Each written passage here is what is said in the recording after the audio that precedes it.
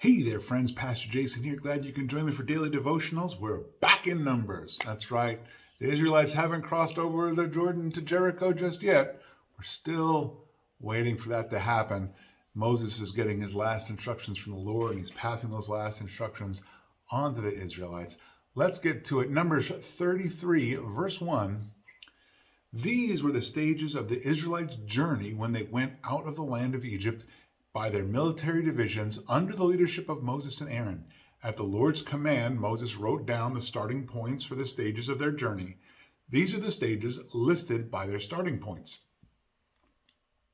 They departed from Ramses in the first month, on the 15th day of the month. On the day after the Passover, the Israelites went out triumphantly in the sight of all the Egyptians. Meanwhile, the Egyptians were burying every firstborn male the Lord had struck down among them. For the Lord had executed judgment against their gods. The Israelites departed from Ramses and camped at Succoth. They departed from Succoth and camped at Etham, which is on the edge of the wilderness. They departed from Etham and turned back to Pi-hahiroth, which faces Baal-zephon, and they came before Migdol. They departed from Pi-hahiroth and crossed through the middle of the sea into the wilderness. They took a 3-day journey into the wilderness of Etham and camped at Marah. They departed from Marah and came to Elim. There were 12 springs of water and 70 date palms at Elim, so they camped there. They departed from Elim and camped by the Red Sea. They departed from the Red Sea and camped by the wilderness of Sin. They departed from the wilderness of Sin and camped at Dophkah. They departed from Dophkah and camped at Alush. They departed from Alush and camped at Rephidim, where there was no water for the people to drink. They departed from Rephidim and camped in the wilderness of Sinai. They departed from the wilderness of Sinai and camped at Kibroth Hattava. They departed from Kibroth Hattava and camped at Hazeroth. They departed from Hazeroth and camped at Rithmah. They departed from Rithmah and camped at Rimmon Perez. They departed from Rimmon Perez and camped at Libnah. They departed from Libnah and camped at Rissa. They departed from Rissa and camped at Kahel-Athah. They departed from Kahel-Athah and camped at Mount Shepher. They departed from Mount Shepher and camped at Harada. They departed from Harada and camped at Mekheloth. They departed from Mekheloth and camped at Tahath. They departed from Tahath and camped at Terah. They departed from Terah and camped at Mithgah. They departed from Mithgah and camped at Hashmonah. They departed from Hashmonah and camped at Moseroth. They departed from Moseroth and camped at Beni Jaakan. They departed from Beni Jaakan and camped at Horhagidgad. There it is. They departed from Horhagidgad and camped at Jotbatha. They departed from Jotbatha and camped at Abrana. They departed from Abrana and camped at Ezion-Geber. They departed from Ezion-Geber and camped in the wilderness of Zin, that is Kadesh. They departed from Kadesh and camped at Mount Hor on the edge of the land of Edom. At the Lord's command, Aaron the priest climbed Mount Hor and died there on the first day of the 5th month in the 40th year after the Israelites went out of the land of Egypt. Aaron was 123 years old when he died on Mount Hor.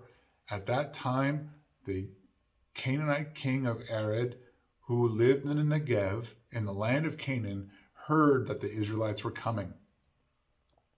They departed from Mount Hor and camped at Zalmonah. They departed from Zalmonah and camped at Punon. They departed from Punon and camped at Oboth. They departed from Oboth and camped at Abarim on the border of Moab. They departed from Iam and camped at Dibbon-Gad. They departed from Dibbon-Gad and camped at Almon-Diblathaim. They departed from Almon-Diblathaim and camped in the Abarim range facing Nebo. They departed from the Abarim range and camped on the plains of Moab by the Jordan across from Jericho. They camped by the Jordan from Beth Jeshimoth to the Acacia Meadow on the plains of Moab. The Lord spoke to Moses in the plains of Moab by the Jordan across from Jericho. Tell the Israelites, when you cross the Jordan into the land of Canaan, you must drive out all the inhabitants of the land before you, destroy all their stone images, and cast images and demolish their high places. You are to take possession of the land and settle in it, because I have given you the land to possess. You are to receive the land as an inheritance by lot according to your clans. Increase the inheritance for a large clan and decrease it for a small one. Whatever place the lot indicates for someone will be his. You will receive an inheritance according to your ancestral tribes. But if you don't drive out the inhabitants of the land before you, those you allow to remain will become thorns in your eyes and in your sides. They will harass you in the land where you will live, and what I had planned to do to them, I will do to you. Numbers chapter 34. The Lord spoke to Moses, command the Israelites and say to them, when you enter the land of Canaan, it will be allotted to you as an inheritance with these borders. Your southern side will be from the wilderness of Zin along the boundary of Edom. Your southern border on the east will begin at the east end of the Dead Sea. Your border will turn south of the ascent of Akrabim, proceed to Zin, and end south of Kadesh Barnea. It will go to Hazar Adar and proceed to Asmon. The border will turn from Asmon to the brook of Egypt, where it will end at the Mediterranean Sea. Your western border will be on the coastline of the Mediterranean Sea. It will be your western border. This will be your northern border. The Mediterranean Sea, draw a line to Mount Hor. From Mount Hor, draw a line to the entrance of Hamath, and the border will reach Zedad. Then the border will go to Ziphron and end in Hazar Enan. This will be your northern border. For your eastern border, draw a line from Hazar Enan to Shephem. The border will go down from Shephem to Riblah, east of Ain. It will continue down and reach the eastern slope of the Sea of Chinnereth. Then the border will go down to the Jordan and end in the Dead Sea. This will be your land, defined by its borders on all sides. So Moses commanded the Israelites, this is the land you are to receive by lots as inheritance, which the Lord commanded to be given to the 9.5 tribes. For the tribes of the Reubenites and the tribes of the Gadites have received their inheritance according to their ancestral houses, and half the tribe of Manasseh has received its inheritance. 2.5 tribes have received their inheritance across from Jericho eastward toward the sunrise. The Lord spoke to Moses, these are the names of the men who are to distribute the land as an inheritance for you: Eleazar the priest and Joshua son of Nun. Take one leader from each tribe to distribute the land. These are the names of the men: Caleb son of Jephunneh from the tribe of Judah, Shemuel son of Ammihud from the tribe of Simeon, Eladad son of Chislon from the tribe of Benjamin, Buki son of Jogli, leader of the tribe of Dan.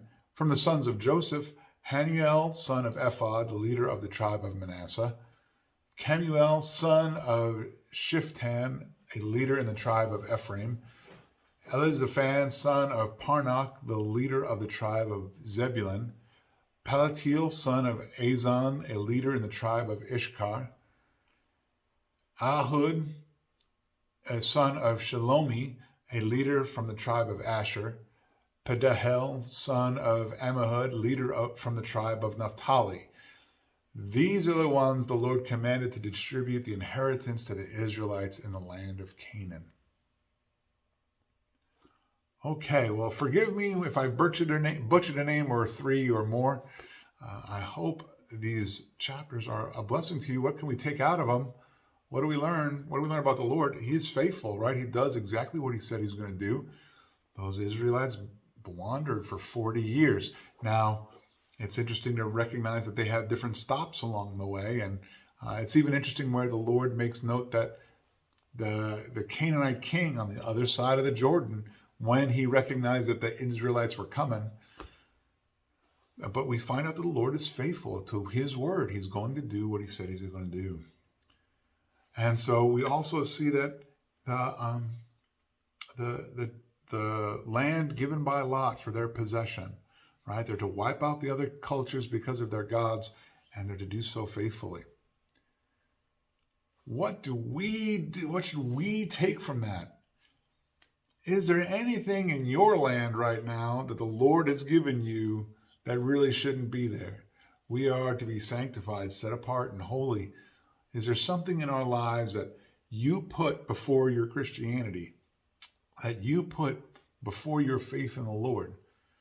Let me encourage you to figure out what that is. Be honest with yourself. Take a moment, just be honest with yourself.